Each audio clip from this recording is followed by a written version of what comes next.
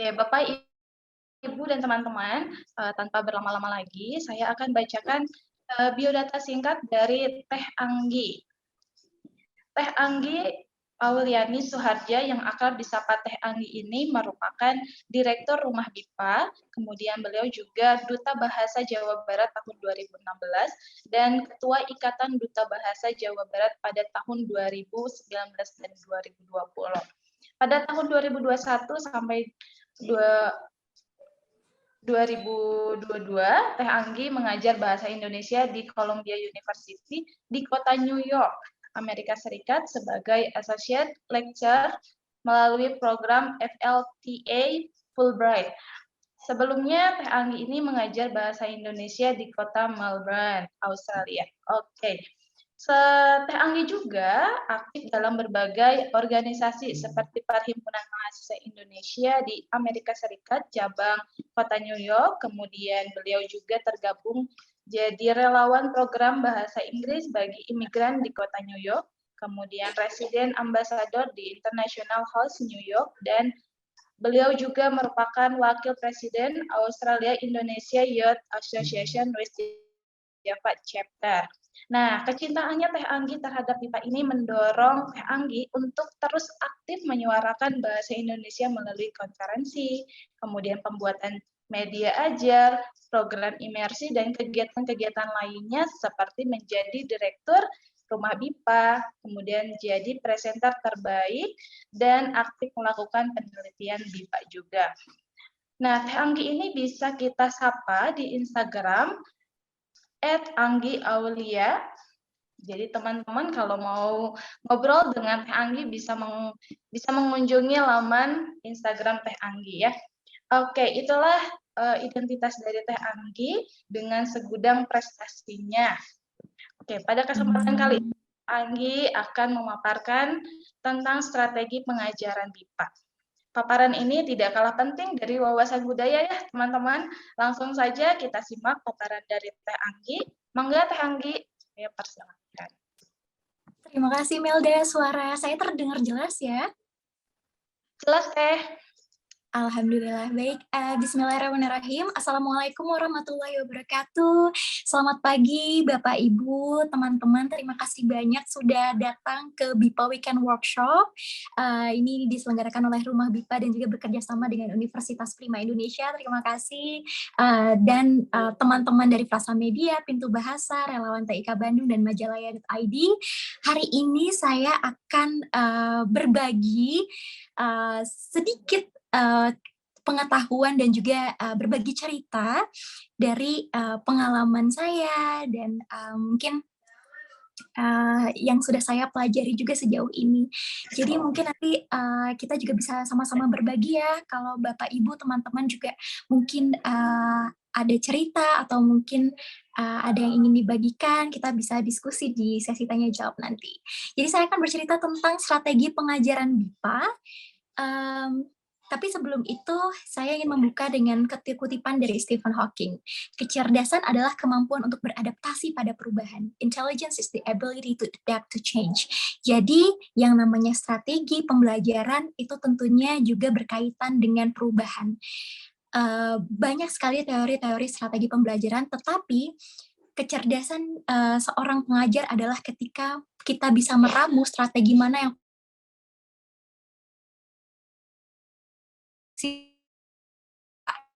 karena bagi metode itu nantinya akan menjadi panacea atau akan menjadi sebuah strategi yang bisa digunakan untuk segala macam hal.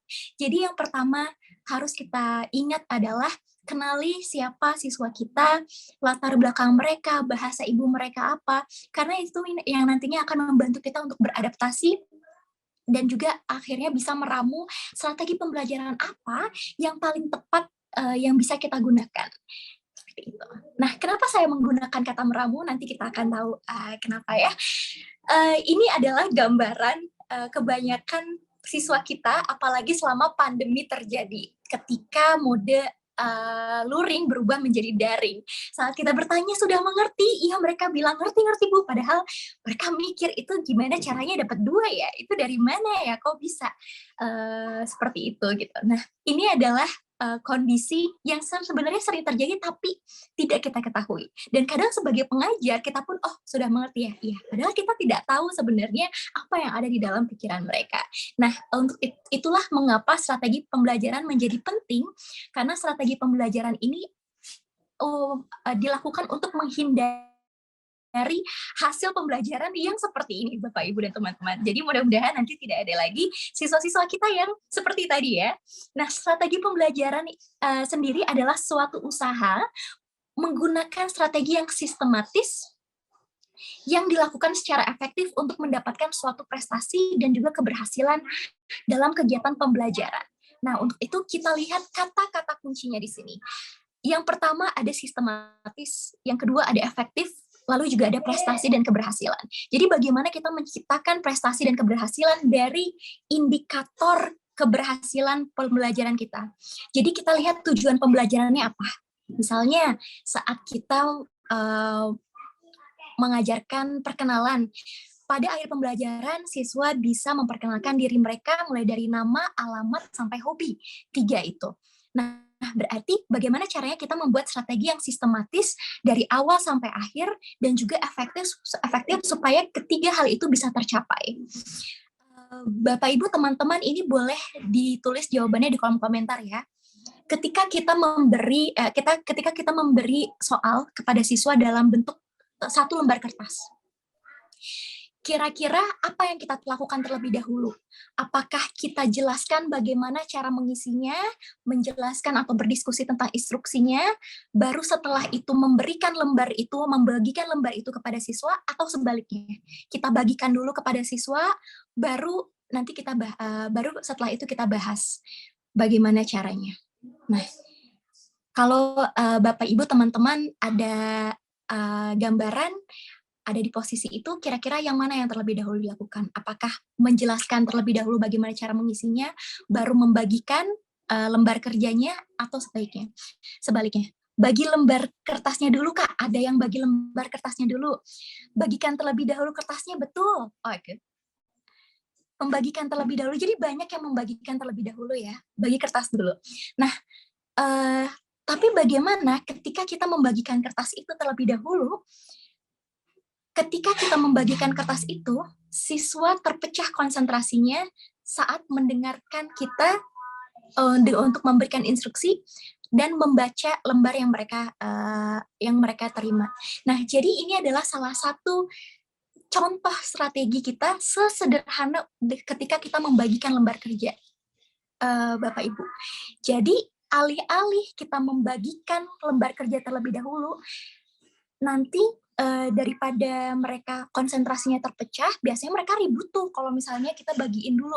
Tapi kalau misalnya kita jelaskan dulu instruksinya, tapi kita tampilkan di proyektor misalnya, begini, nanti kalian akan mendapatkan lembar kerja seperti ini. Begini cara mengisinya. Nomor 1, kira-kira apa pertanyaannya, kira-kira bagaimana jawabannya. Nomor 2, kira-kira bagaimana pertanyaannya, apa maksud pertanyaannya, kira-kira seperti apa jawabannya. Nah, dijelaskan instruksinya, didiskusikan, semuanya sudah mengerti, baru dibagikan lembar kerjanya. Itu adalah salah satu contoh strategi kalau kita mau menghindari konsentrasi siswa yang terpecah. Nah, jadi sesederhana itu, Bapak, Ibu, teman-teman, bagaimana kita menggunakan strategi sistem yang sistematis, cara yang sistematis, dan juga efektif untuk siswa supaya lebih fokus terhadap pembelajaran. Nah, gitu. Jadi hal-hal sekecil itu, itulah yang dimaksud dengan strategi pembelajaran. Nah, adapun jenis-jenis strategi pembelajaran. Oh ya, terima kasih ya tadi teman-teman yang sudah membantu menjawab, luar biasa. Nah, ini ada beberapa jenis-jenis strategi pembelajaran, ada ekspositoris dan heuristik, ada intrabahasa, antarbahasa, analitik, eksperiensial, eksplisit, dan implisit. Nah, kita akan bahas satu persatu kira-kira apa saja ya jenis-jenis strategi pembelajaran ini. Yang pertama ada ekspositoris. Jadi isi pelajaran itu tersampaikan secara langsung kepada pembelajar sehingga mereka tidak perlu mencari sendiri fakta, prinsip, dan konsep yang dipelajari. Dulu ketika kita belajar bahasa Inggris, kita disediakan misalnya sama guru, ini formulanya, ini kata ini artinya ini. struktur ini maksudnya seperti ini. Nah, itu adalah salah satu contoh strategi pembelajaran ekspositoris, yaitu saat pelajaran disampaikan secara langsung kepada pembelajar. Jadi pembelajar menerima, terekspos oleh prinsip-prinsip, fakta-fakta, dan konsep-konsep dari bahasa sasaran. Bagaimana dengan yang heuristik? Nah, kalau heuristik ini fokus pada pengaktifan pembelajar. Jadi pembelajar diajak untuk menemukan fakta, prinsip, dan konsep sendiri. Contoh, kita berikan satu kalimat atau satu kalimat dulu kepada mereka. Nah, lalu nanti kita tanya siapa, apa, di mana, misalnya gitu. Biarkan mereka mencari sendiri fakta-fakta itu, prinsip-prinsip itu. Biarkan mereka mencari sendiri kira-kira siapa atau pelaku ini dalam bahasa Indonesia itu posisinya di mana, di depan atau di belakang. Nah, seperti itu contoh heuristik. Nah, selanjutnya ada juga intrabahasa.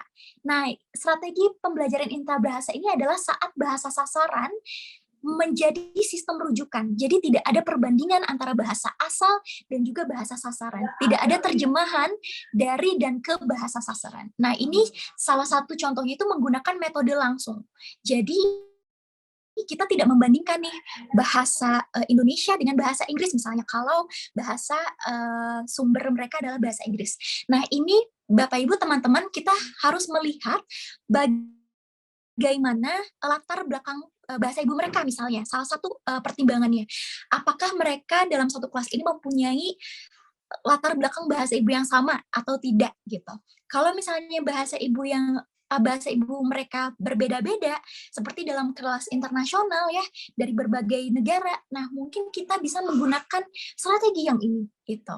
Nah, tapi kalau misalnya mereka punya bahasa ibu yang sama, misalnya bahasa Inggris, kita mungkin akan lebih tepat dengan strategi pembelajaran antar bahasa saat bahasa sumber ini menjadi sistem rujukan. Jadi kita membandingkan nih, oh kalau dalam bahasa Inggris mah kayak gini, kalau dalam bahasa Indonesia seperti ini gitu. Jadi mereka bisa membandingkan perbedaannya. Jadi mereka bisa mengkorelasikan kira-kira apa perbedaannya gitu. Nah, jadi ini juga latihannya bisa melalui terjemahan dari dan ke bahasa sasaran. Lalu bisa menggunakan metode bahasa terjemahan ya atau translation method. Nah, itu antar bahasa. Lalu ada juga analitik dan eksperensial. Analitik ini adalah ketika pembelajaran bersifat objektif dan berfokus pada kode bahasa. Jadi mementingkan media, siswa ini diposisikan sebagai seorang pengamat. Jadi mereka mengobservasi. Mereka menekankan ketepatan juga, bentuk bahasanya formal, bentuk bahasanya terkontrol, sistematis, dan ini juga biasanya dilakukan dengan metode tata bahasa, terjemahan dan audiolingual ya. Jadi misalnya kita berikan teks kepada mereka, teks misalnya teks berita. Nah, itu kan bahasanya formal. Mereka diajak membaca dulu, mengobservasi dulu. Lalu mereka bisa misalnya membuat kalimat dari situ, menjawab pertanyaan dari situ. Nah, itu strategi analitik.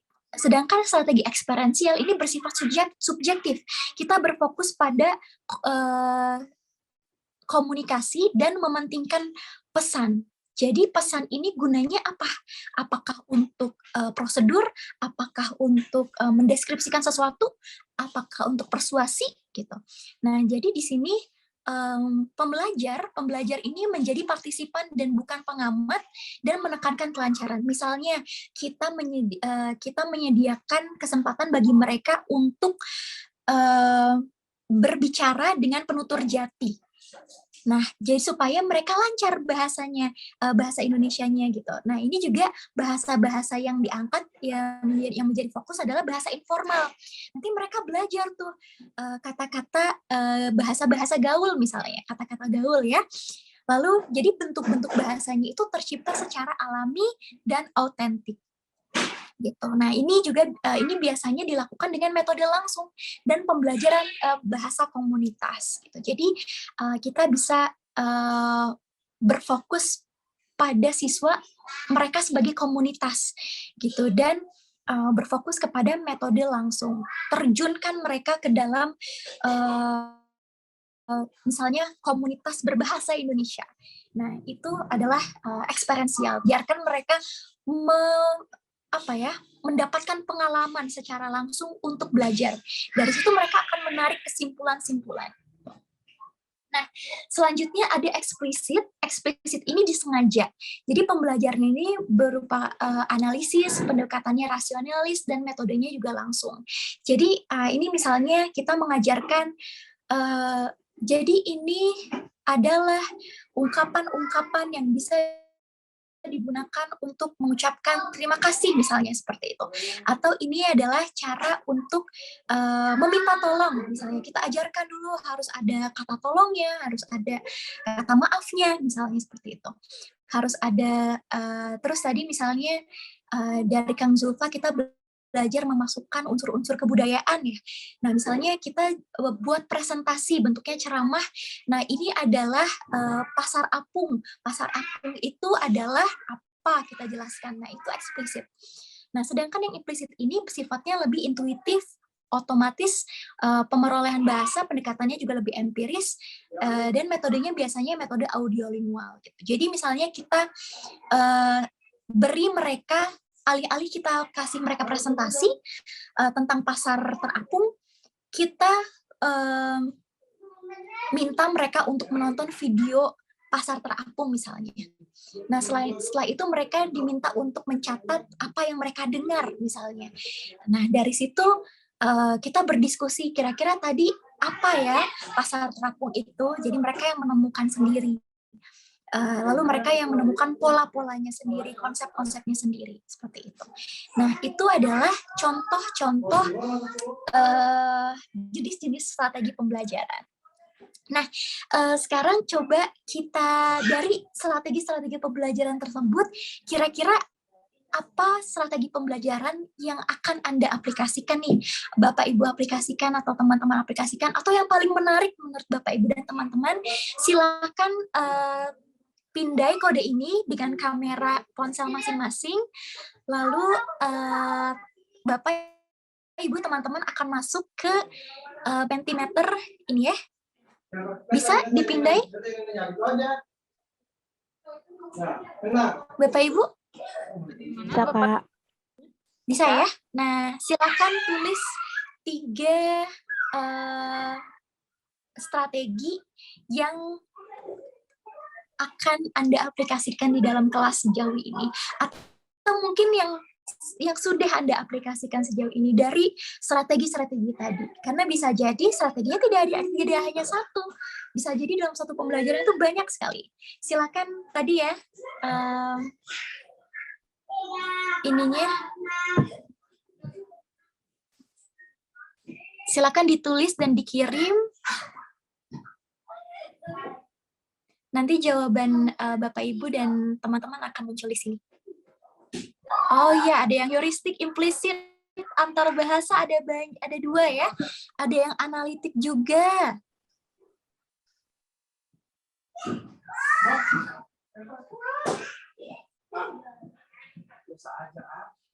Nih. Bagi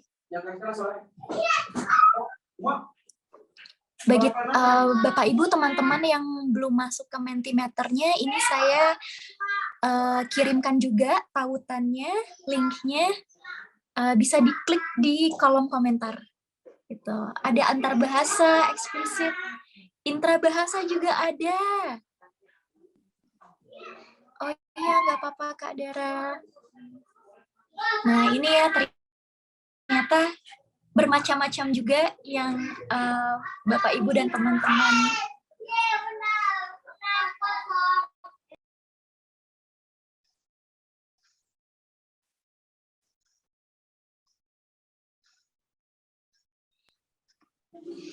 wah, luar biasa ya, ada analitik, eksperiensial.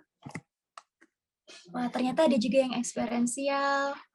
Ekspositoris juga ada, luar biasa. Baik, terima kasih partisipasi teman-teman, Bapak Ibu. Iya, ternyata bermacam-macam juga ya yang yang dilakukan atau yang akan dilakukan. Terima kasih. Mungkin ini saya tutup dulu. Kita kembali ke tadi ya. Oh, mohon maaf.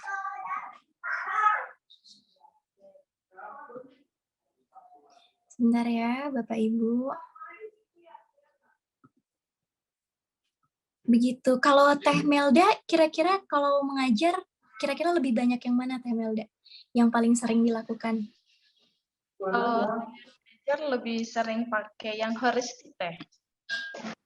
Heuristik ya? Oh iya, luar biasa. Nah, ngomong-ngomong soal strategi, saya juga akan memberi salah satu contoh untuk penggunaan strategi pembelajaran dalam pengajaran BIPA. Jadi, Bapak Ibu teman-teman, strategi pembelajaran ini tadi kenapa saya di awal menggunakan istilah meramu, karena bisa jadi dalam satu pembelajaran, dalam satu pertemuan, kita tidak hanya menggunakan satu strategi, tapi kita bisa meramu beberapa strategi tadi menjadi satu, gitu. Yang penting kita tahu kira-kira strategi mana yang cocok dan tepat untuk digunakan oleh siswa-siswa kita. Seperti itu. Sebentar ya, Teh Melda, saya sedang mencoba untuk berbagi layar lagi.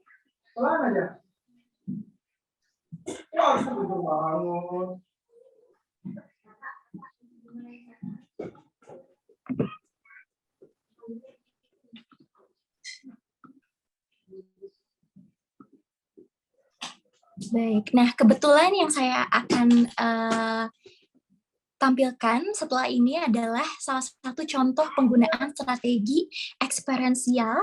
Jadi di dalam strategi eksperiensial ini kita mencoba untuk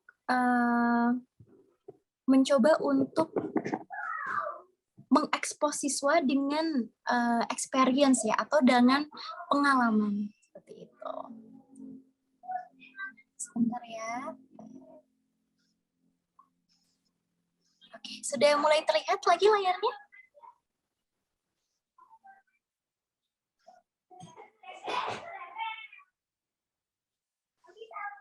Teh Melda, sudah terlihat lagi layarnya? Sudah Teh. Oh, oke. Siap, terima kasih. Oke, baik. Terima kasih sudah menunggu ya. Ini sudah berjalan ya layarnya. Nah, jadi Bapak Ibu teman-teman, kebetulan waktu itu saya bertugas untuk mengajar bahasa Indonesia bagi penutur asing di Columbia University di kota New York. Jadi waktu itu saya membuat suatu proyek bernama Teman Bicara dengan tajuk From Classroom Learning to Real World Learning. Karena tadi saya mengambil strategi pembelajaran eksperiensial dan juga strategi pembelajaran implisit dan juga metode berbasis komunitas. Jadi teman bicara ini adalah suatu proyek yang berkolaborasi dengan diaspora Indonesia di New York yang ternyata jumlahnya cukup banyak, ada 29.471, dan ada banyak sekali komunitas-komunitas Indonesia di New York dan juga di Indonesia yang sudah tidak terhalang oleh jarak lagi. Oleh karena itu, teman bicara ini adalah kalau bahasa Inggrisnya speaking buddy atau teman untuk berlatih percakapan dengan siswa-siswa. Nah, ini waktu itu saya merekrut teman bicara dari mahasiswa-mahasiswa Indonesia yang ada di New York dan juga teman-teman yang ada di Indonesia. Nah, jadi proyek ini tidak hanya untuk menjembatani mahasiswa-mahasiswa saya dengan komunitas Indonesia yang ada di New York dan juga yang ada di Indonesia, tetapi juga supaya mereka bisa belajar bahasa secara alami tadi. Jadi secara implisit mereka bisa belajar. Nah, adapun tahapan-tahapannya, yaitu saya merekrut teman-teman bicara, yaitu para penutur jati bahasa Indonesia. Jadi mahasiswa saya bisa belajar untuk berkomunikasi dengan penutur jati secara langsung selain dengan saya. Gitu. Nah, lalu saya memberikan juga kepada mereka taklimat dulu ya. Jadi kasih tahu jenjangnya apa, jadwalnya bagaimana, terus mencoba untuk menggunakan bahasa Indonesia sebanyak mungkin. Jadi sebisa mungkin tidak menggunakan bahasa ibunya gitu, bahasa Inggris. Nanti kita juga memberi mereka sertifikat dan juga jangan lupa Bapak Ibu, ini salah satu hal yang penting ketika kita mendokumentasikan pembelajaran, jangan lupa untuk bertanya kepada siswa-siswa kita apakah mereka mengizinkan kita untuk mendokumentasikan dalam bentuk foto dan video dan juga mempublikasikannya. Itu penting sekali. Lalu juga setelah itu melakukan evaluasi ya, apa yang bekerja, apa yang bagus, apa yang butuh peningkatan dan sebagainya. Nah, jadi ini dimaksudkan untuk memberikan mereka kesempatan untuk mempraktikkan keterampilan berkomunikasi mereka setelah belajar di kelas. Mereka akhirnya bisa ngobrol langsung dengan penutur jati selain saya. Lalu juga membuat mereka familiar dengan budaya Indonesia, karena dengan ngobrol dengan mereka, dengan penutur jati selain saya, mereka mendapatkan pembelajaran budaya secara implisit tadi gitu. Mereka jadi tahu, oh harus manggil teteh, mbak, kakak, misalnya kayak gitu. Apa ya bedanya menggunakan teteh, mbak, kakak, atau bapak atau ibu saat mengobrol langsung dengan penutur jati dengan penutur jati Indonesia. Lalu juga mengenalkan mereka kepada komunitas supaya mereka di luar kelas bisa berjejaring dengan komunitas-komunitas ini. Selain itu juga kita bisa memberikan provide them with a meaningful learning. Jadi pembelajarannya itu bermakna gitu. Mereka bisa punya teman baru gitu, teman bahasa Indonesia. Teman yang berbicara bahasa Indonesia. Nah, ini ada teori dari Kolb berdasarkan dari Jenkins juga tentang experiential learning cycle. Jadi ini bentuknya siklus Bapak Ibu teman-teman. Jadi bisa dari manapun kita mulai.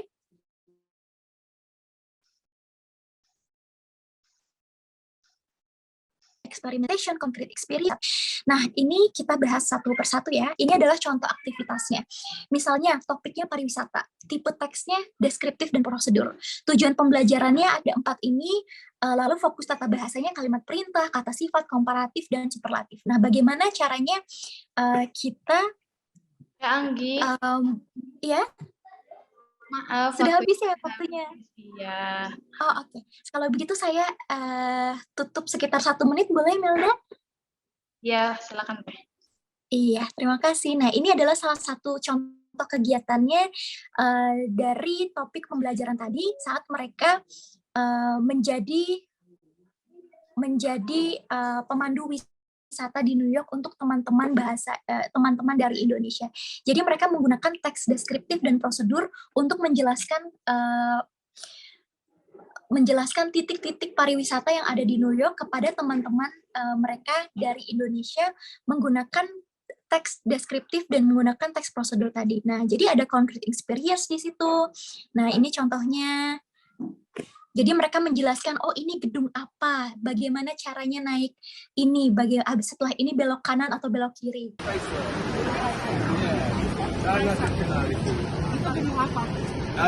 Gedung untuk kantor perusahaan. Saya pernah bekerja di sana di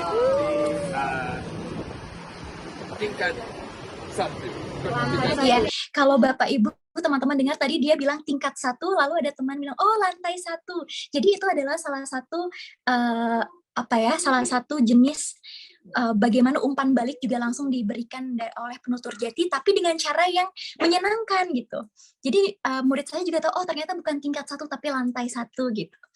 Nah ini beberapa contohnya. Singkat saja, jadi ada reflective observation, abstract conceptualization, active experimentation ya. Mereka juga menggunakan peta langsung gitu. Dan ini ada beberapa dokumentasi lainnya. Mereka juga berkomunikasi langsung dengan penutur jati. Jadi seperti itu. Baik, dan ini ada beberapa umpan balik dari siswa. Ternyata mereka sangat senang dengan kegiatan-kegiatan ini. Jadi kalau begitu, tadi gambar yang di awal yang kita nanya udah ngerti Bu, terus ternyata sebenarnya masih bingung, itu bisa kita hindari gitu, alhamdulillah. Jadi kita mendapat proyek ini mendapat umpan balik yang positif ya. Jadi mereka merasa pembelajarannya bermakna dan juga efektif untuk belajar banyak gitu. Hanya saja mungkin kekurangannya memang agak menyita waktu gitu. Kalau jadi mungkin akan memakan beberapa pertemuan seperti itu. Baik, terima kasih banyak Bapak Ibu, teman-teman semua. Semoga bermanfaat. Billahi taufiq wal hidayah. Wassalamualaikum warahmatullahi wabarakatuh. Waalaikumsalam warahmatullahi wabarakatuh.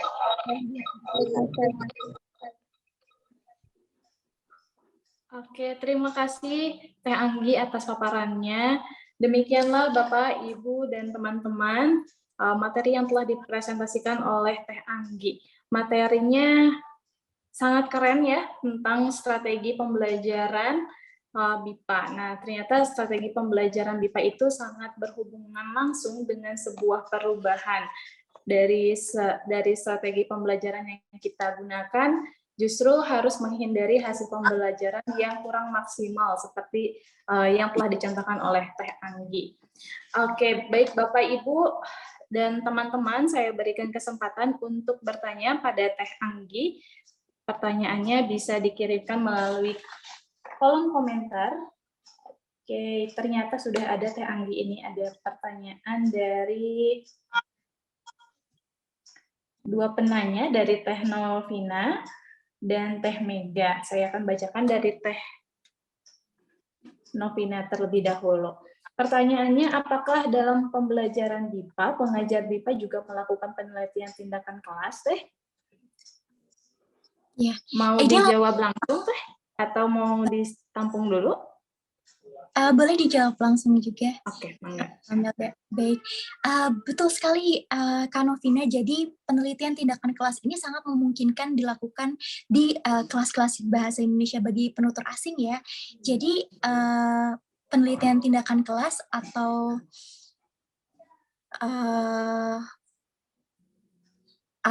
PTK, jadi bisa sangat dilakukan dengan cara kita terus belajar, mempelajari apakah strategi yang kita lakukan itu sudah betul atau tidak. Yang tadi kebetulan ya contoh yang tadi saya lakukan juga sedikit merupakan penelitian tindakan kelas karena berupa ada siklus di situ gitu. Jadi setelah kita mengaplikasikan suatu strategi, lalu setelah itu kita mengevaluasi kira-kira apa sih ini bekerja atau enggak sih. Tadi kan ada umpan balik ya, jadi umpan balik ini penting sekali Bapak Ibu dan teman-teman untuk kita mengevaluasi apa sih yang kurang. Seperti tadi ternyata memakan ada satu evaluasinya, selain tadi tanggapan yang sangat bagus, mungkin kekurangannya agak memakan waktu yang cukup banyak. Jadi selanjutnya yang saya lakukan adalah bagaimana cara untuk mengemas pembelajaran supaya tidak memakan terlalu banyak waktu, misalnya seperti itu. Nah, ini juga merupakan salah satu bentuk penelitian tindakan kelas yang bisa kita lakukan. Nah, Bapak Ibu teman-teman, penelitian tindakan kelas ini tidak melulu harus istilahnya rumit dan terkesan sophisticated gitu. Kan istilahnya tuh penelitian tindakan kelas tuh yang wah gitu, ini merupakan suatu penelitian. Tapi yang jelas bagaimana caranya kita bisa mengaplikasikan strategi pembelajaran, lalu belajar dari apa yang sudah dipelajari itu, dan kita perbaiki di cycle atau siklus selanjutnya. Seperti itu, Melda. Kak Novina, semoga menjawab ya. Oke, terima kasih Teh Anggi untuk jawabannya. Satu lagi pertanyaan dari Kak Alfat. Boleh dinyalakan Kak Alfat suaranya? Halo Teh Anggi. Halo. Iya, terima kasih banyak Teh Anggi untuk memberikan kesempatan untuk saya bertanya. Jadi aku mau tanya ini Teh Anggi. Waktu itu kan Teh Anggi punya pengalaman mengajar BIPA di New York khusus untuk mahasiswa, dan juga pengalaman mengajar di Australia waktu itu untuk mengajar anak-anak seperti itu.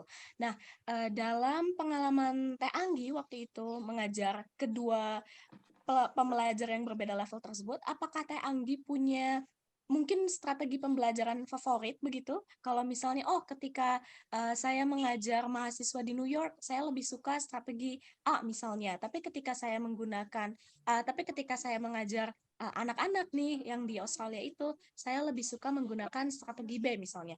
Nah itu gimana waktu itu Teh Anggi? Apakah mungkin punya strategi favorit yang berbeda atau gimana? Iya, makasih Teh Anggi.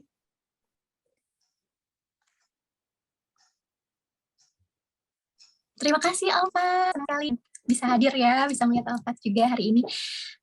Ada, jadi waktu di Australia kebetulan karena strategi pembelajaran ini juga kita melihat latar belakang siswa ya, termasuk umur mereka. Kebetulan ketika di Australia saya mengajar level SD, SMP, dan SMA.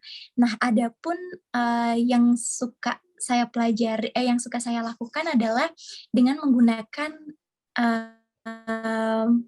metode audiolingual, lalu dengan menggunakan strategi audiolingual, metode total physical response.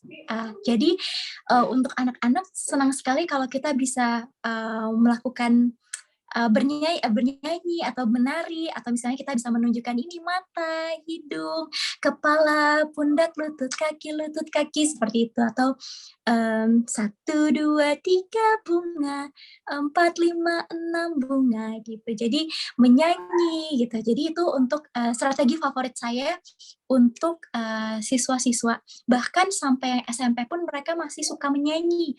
Nah, hanya saja untuk yang SMA itu saya suka menggunakan strategi mendengarkan lagu sambil mengisi lirik lagu dengan kalimat yang rumpang. Jadi misalnya kita belajar tentang kata kerja misalnya. Nah, lalu lirik lagu yang mengandung kata kerja itu saya hilangkan. Nah, lalu mereka mendengarkan lagu tersebut dan mereka otomatis harus mendengarkan apa sih kata yang hilang dari lirik tersebut. Jadi mereka melengkapi lirik sembari mendengarkan lagu. Nah, itu misalnya untuk yang SMA. Untuk yang di New York kebetulan karena saya mengajar mahasiswa, jadi levelnya sudah lebih tinggi. Selain itu, latar belakang budaya mereka lebih beragam karena mereka adalah mahasiswa internasional yang tidak berasal dari Amerika saja. Jadi mungkin alih-alih menggunakan antar bahasa, saya juga menggunakan intrabahasa tadi gitu. Jadi tidak hanya membandingkan dengan bahasa Inggris, tetapi saya juga menggunakan intrabahasa karena latar belakang mereka bahasa ibunya berbeda-beda gitu. Kalau untuk kelas yang kecil, saya bisa menggunakan antar bahasa dan juga secara satu persatu. Kalau misalnya konsultasi satu persatu gitu, saya keliling, saya bisa menggunakan antar bahasa dengan bahasa ibu mereka. Misalnya ada yang dari Spanyol gitu.